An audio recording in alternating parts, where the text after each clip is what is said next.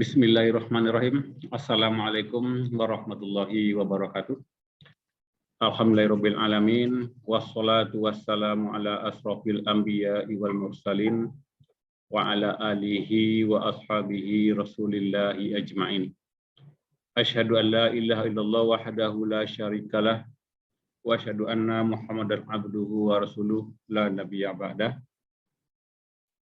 Yang saya hormati Bapak Rektor UNP melalui Ketua Lembaga Penelitian dan Pengabdian kepada Masyarakat atau LP2M UNP, Bapak-bapak, ibu-ibu, staf LP2M UNP, terima kasih saya ucapkan atau kami ucapkan kepada bapak-bapak dan ibu-ibu yang telah memberikan amanah kepada kami untuk melakukan penelitian pada tahun ini dengan judul Model Pencegahan Konflik Sosial melalui bimbingan kelompok dengan pendekatan transaksional dalam peningkatan kualitas komunikasi antar pribadi berbasis budaya Minangkabau. Pada kesempatan ini saya ingin menjelaskan atau melaporkan ringkasan penelitian yang kami lakukan, yaitu penelitian disertasi doktor. Timnya adalah saya sendiri, Herman Nirwana, kemudian anggota Profesor Dr. Firman MS Kons dan Fadila Yusri MPD Kons sebagai mahasiswa S3 BK di UNP.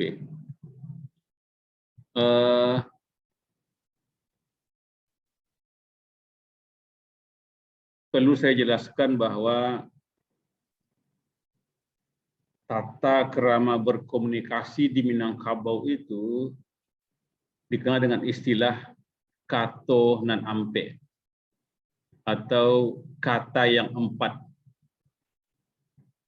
Mana kato nan ampe itu adalah kato mandaki kepada orang yang lebih tua dari kita, kemudian kato mandata kepada orang yang seusia, dan kato manurun kepada orang yang usianya di bawah kita, dan kato malerang biasanya disampaikan oleh mertua kepada menantu dan menantu kepada mertua. Nah, gimana praktek kato nan ampe dalam kehidupan saat ini di Minangkabau gitu? Nah, misalnya berkata dengan nada keras pada orang yang lebih tua. Nah, kemudian berkata kasar kepada teman sebaya. Kemudian mengacuhkan pituah mama. Dan juga mencaci atau menghina yang lebih kecil. Nah, itu kondisi di dalam masyarakat sekarang.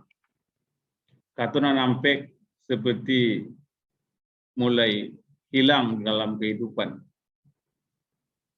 Nah, kemudian apa penyebab terjadinya pergeseran nilai-nilai dalam kato nan ampe itu? Atau mengapa terjadinya kepudaran kato nan ampe itu? Nah, secara umum tentu karena kami atau kita adalah bidang pendidikan, tentu penyebabnya adalah kurang optimalnya pendidikan dalam pengembangan kato nan ampe itu. Misalnya orang tua sibuk bekerja, ini tentu pendidikan di rumah, di sekolah, dan di masyarakat. Nah, mari kita lihat secara khusus apa penyebabnya. Misalnya orang tua yang sibuk bekerja, sehingga tidak ada kesempatan untuk menanamkan Katonan Nampek itu. Kurang informasi yang diberikan kepada generasi muda. Kemudian pengaruh perkembangan teknologi informasi atau smartphone dengan bahasa-bahasa gaul. Kemudian juga dunia maya. Kemudian kurangnya teguran yang diberikan kepada anak muda ketika mereka tidak menggunakan Katonan Nampek itu. Dan bisa juga minimnya interaksi sosial yang langsung. Itu secara khusus penyebab memudarnya Katonan Nampek itu. Kemudian apa akibat praktik Katonan Nampek yang salah? Jelas masalah dalam masalah komunikasi. Komunikasi tidak nyaman. Nah, sehingga secara nggak langsung juga akibatnya kekasaran budi pekerti. Karena bagaimanapun kehalusan bahasa itu menggambarkan kehalusan budi. Nah, orang-orang yang menggunakan bahasa secara bagus, berarti budinya juga bagus gitu. Kalau bahasanya kasar, tentu budinya juga kasar. Karena memang ada pendapat mengatakan bahwa kehalusan budi tergambar dari kehalusan bahasa. Akibat praktek Katonan Nampek yang salah, rendahnya penghargaan terhadap orang yang lebih tua. Sering terjadi bahasa-bahasa seorang anak kepada bapak yang kurang bagus. Bahasa kemenakan kepada mama yang kurang bagus. Nah, kemudian sering terjadinya kekerasan atau tawuran dengan teman seusia. Kenapa? Karena mereka tidak menggunakan bahasa-bahasa yang santun, bahasa-bahasa yang halus gitu. Dan bahkan sering kita lihat di media massa, apakah di televisi, sering terjadi perkelahian antar pelajar karena masalah di dalam bahasa-bahasa teknologi informasi. Kemudian tidak dihiraukannya nasihat yang diberikan oleh mama. Terjadinya bullying verbal kepada anak yang usianya lebih kecil. Inti dari yang empat itu terjadinya adalah konflik sosial di dalam masyarakat. Nah, terus, apa yang perlu dilakukan untuk meningkatkan atau untuk memperbaiki Katonan Nampek itu? Nah, seperti yang saya katakan di awal bahwa penyebab utama menurunnya Katonan Nampek itu karena faktor pendidikan, maka upaya yang dilakukan juga memperbaiki pendidikan. Usaha yang dilakukan untuk mengembangkan Katonan Nampek itu juga melalui pendidikan. Nah, pendidikan itu luas. Bisa pendidikan di rumah, bisa pendidikan di sekolah, bisa pendidikan di dalam masyarakat. Nah, di sekolah juga itu tugas semua guru. Guru mata pelajaran juga perlu mengembangkan Katonan Nampek itu. Nah, karena kami di dalam bidang BK, nah maka di sini dunia bimbingan dan konseling berperan di dalam mengembangkan Katonan Nampek itu. Jadi penelitian ini berfokus pada bidang bimbingan dan konseling. Tugas guru BK. Nah, apa yang dilakukan? Itu dengan melakukan analisis transaksional. Karena memang ada salah satu teori konseling, itu teori analisis transaksional. Apa rumusan masalah penelitiannya? Nah, terdapat 3 rumusan masalah penelitian ini, yaitu bagaimana konflik sosial yang terjadi dalam komunikasi pribadi di kalangan siswa. Ingat, konflik sosial yang bersumber dari masalah komunikasi. Seperti yang saya paparkan tadi bahwa tidak jarang terjadi perkelahian antar pelajar karena masalah SMS, masalah WA, masalah bahasa di SMS, atau bahasa di Facebook, bahasa mungkin di Instagram, atau mungkin bahasa di WA. Kemudian bagaimana keterlaksanaan bimbingan kelompok untuk meningkatkan kemampuan komunikasi antar pribadi pada siswa selama ini. Yang ketiga, bagaimana pengembangan model pencegahan konflik sosial melalui bimbingan kelompok dengan pendekatan transaksional dalam peningkatan kualitas komunikasi antar pribadi berbasis budaya Minangkabau yang valid, praktis, dan efektif. Jadi, apakah model yang dikembangkan itu valid, praktis, atau efektif? Terus, nah berbasis pada rumusan masalah tadi, 3 rumusan masalahnya, maka tujuan penelitian juga 3, yaitu untuk mengetahui bagaimana konflik sosial yang terjadi dalam komunikasi antar pribadi di kalangan siswa. Ya, ini fokus pada siswa. Lebih fokus lagi pada siswa SMA. Mungkin nanti siswa SMP akan lain lagi ceritanya gitu. Kemudian untuk mengetahui bagaimana keterlaksanaan bimbingan kelompok selama ini di sekolah oleh guru BK. Dan kemudian untuk menghasilkan model pencegahan konflik sosial melalui bimbingan kelompok dengan pendekatan transaksional analisis atau analisis transaksional dalam peningkatan kualitas komunikasi antar pribadi berbasis budaya Minangkabau yang valid, yang praktis dan efektif. Intinya tujuan penelitian adalah untuk mengembangkan model yang valid, praktis dan efektif. Terus luaran penelitian ada 4. Pertama, produk berupa disertasi mahasiswa sebagai luaran wajib skema penelitian. Karena ini adalah skema penelitian disertasi mahasiswa. Kemudian luaran kedua, publikasi pada seminar nasional dalam bentuk proceeding. Yang ketiga, publikasi pada jurnal internasional berreputasi dalam bentuk artikel, serta model dasar pencegahan konflik sosial melalui bimbingan kelompok. Terus, nah, apa tinjauan pustakanya? Nah, ada pertama konflik sosial, karena peneliti ini akan mengutaati itu, akan mengurusi itu. Kemudian kedua, komunikasi antar pribadi. Kemudian kato nanampe atau dalam kata yang 4 gitu ya. Kemudian juga dibahas di sini adalah bimbingan kelompok itu. Nah, bimbingan kelompok menggunakan pendekatan analisis transaksional. Oke,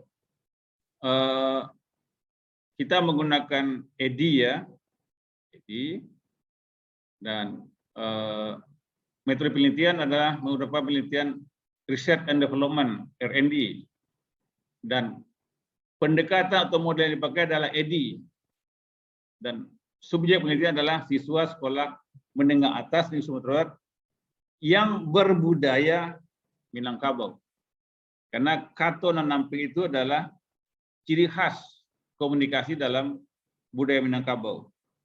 Jadi siswa SMA Negeri Sumatera Barat yang berbudaya Minangkabau. Terus, nah, apa hasil penelitiannya? Oke, teknik analisis dulu ya. Nah, pertama itu analisis deskriptif kuantitatif.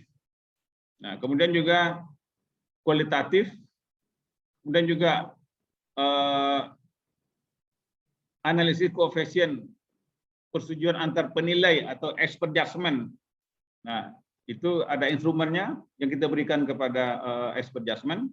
Kemudian hasil isian dari expert itu kita olah dengan menggunakan Wilcoxon dan Mann-Whitney test. Dan hasil dari expert itu diolah dengan konkordensi Kendall. Nah, hasil penelitian, nah, pertama, konflik sosial dalam praktek komunikasi antar pribadi berada pada kategori sedang. Nah, artinya tidak terlalu rendah dan juga tidak terlalu tinggi. Gitu. Tapi kondisi sedang ini kan juga suatu masalah gitu. Dan kemudian bagaimana keterlaksanaan bimbingan kelompok? Kegiatan bimbingan kelompok sudah dilakukan namun belum maksimal. Nah, khusus bimbingan kelompok yang dilakukan untuk meningkatkan kualitas komunikasi antar pribadi bersebut Minangkabau di kalangan siswa belum dilakukan di sekolah.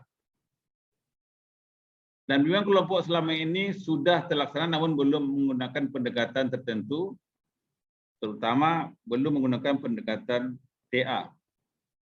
Nah, tapi yang menggembirakan di sini, guru BK-nya adalah mereka-mereka yang berlatar belakang sarjana pendidikan di dalam bimbingan dan konseling. Nah, dengan demikian,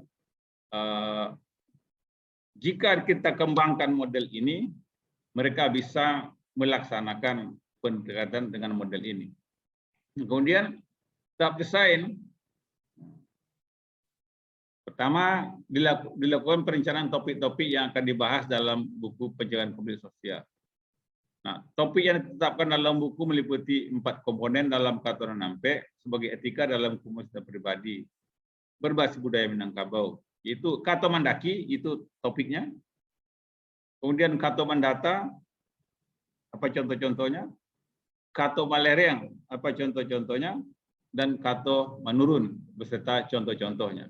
Itu topik-topik yang dikembangkan di dalam model ini. Nah, tahap pengembangan, setelah dikembangkan modelnya, kemudian dinilai oleh ahli. Nah, ahlinya di sini 2 kelompok juga. Pertama, ahli isi, itu terkait dengan orang-orang dalam bidang bimbingan dan konseling. Kemudian ahli dalam budaya Minangkabau. Itu kita pakai 3 datuk. Nah, ketiga ahli dari masing-masing komponen itu, baik dari segi isi dan dari segi budaya Minangkabau, memberikan penilaian bahwa model yang dikembangkan sudah layak dari segi konten kebekaan. Begitu juga dari masalah kebudayaan. Nah, isi budaya juga sudah bagus.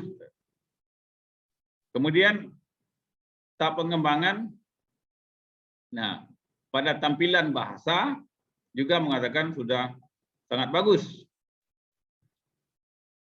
Terus, nah, namun demikian ada beberapa masukan daripada ahli itu. Nah, diantaranya mereka menyarankan buatkan media untuk mempermudah siswa memahami konsep pendekatan personal. Oke, perjelas kaitan antara analisis transaksional dengan penerapan Katuran 6P. Nah, perjelas konsep Katuran Malereng. Gunakan gambar yang real, bukan animasi. Oke, perhatikan ukuran font yang digunakan. Tambahkan sumber gambar yang dicantumkan dalam buku produk penelitian. Ini saran-saran daripada expert itu, dan ini sudah kita lakukan. Nah, kemudian tahap implementasi itu uji praktikalitas produk penelitian. Nah, para ahli juga mengatakan bahwa sangat baik dan atau mereka sangat praktis. Nah, ini juga expertnya adalah para guru BK. Nah, dan para praktisi itu mengatakan bahwa model yang dikembangkan mengatakan sudah praktis gitu. Nah, kemudian juga dari hasil masukan dari praktisi itu juga kita ada revisi. Nah, masukannya misalnya menyederhanakan bahasa yang digunakan untuk memberikan penjelasan kepada siswa. Nah, karena mungkin para penyusun ini para sarjana atau para doktor, nah, sehingga mungkin bahasanya perlu disesuaikan dengan bahasa-bahasa SMA. Bahkan kalau bisa bahasanya bahasa sehari-hari. Kemudian juga ada masukan memperjelas kaitan antara bimbingan kelompok dengan pendekatan AT dengan Katuran 6P. Itu masukan. Dan juga ada apresiasi guru terhadap produk. Jadi rupanya mereka juga sangat menghargai. Nah, apa kata mereka? Buku mudah dipahami dan sesuai dengan kebutuhan saat ini. Nah, kemudian buku sangat membantu guru BK dalam meningkatkan penerapan etika berkomunikasi yang menurun di kalangan siswa. Buku mudah diterapkan.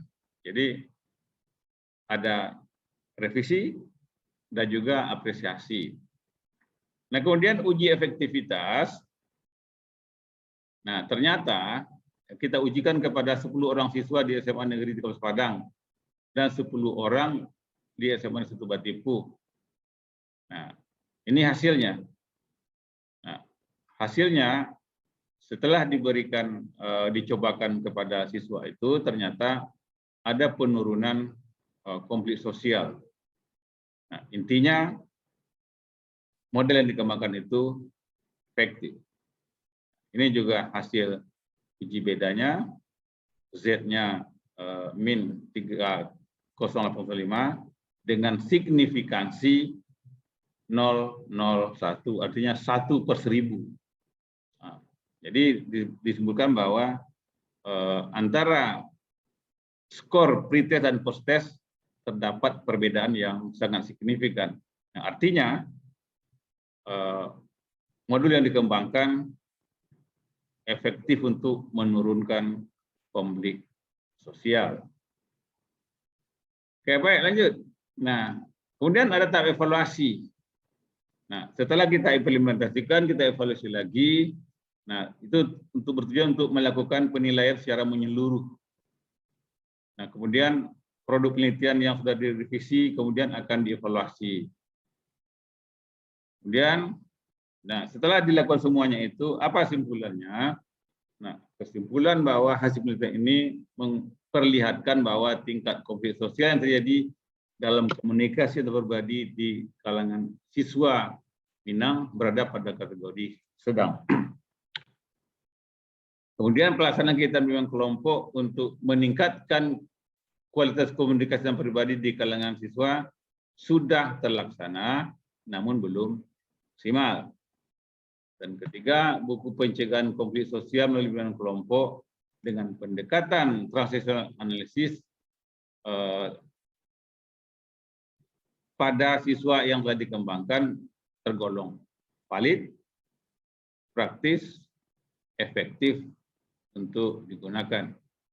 Nah, implikasinya, nah ini ada implikasi teoritis bahwa implikasi yang diperoleh dari seperti ini adalah buku pencegahan konflik sosial melalui bimbingan kelompok dengan pendekatan AT untuk meningkatkan kualitas komunikasi pribadi berbasis budaya Minangkabau pada siswa. Nah, implikasi praktis penelitian adalah buku pencegahan konflik sosial melalui bimbingan kelompok dengan pendekatan AT dalam meningkatkan kualitas komunikasi antar pribadi berbasis budaya Minangkabau pada siswa dapat digunakan dengan mengimplementasikannya ke dalam program BK di sekolah. Nah, artinya model yang dikembangkan bisa membantu guru-guru BK di dalam pelaksanaan. Nah, berikutnya adalah implikasi dari hasil penelitian. Implikasinya ada dua, implikasi teoritis dan implikasi praktis sesuai dengan manfaat penelitian ini.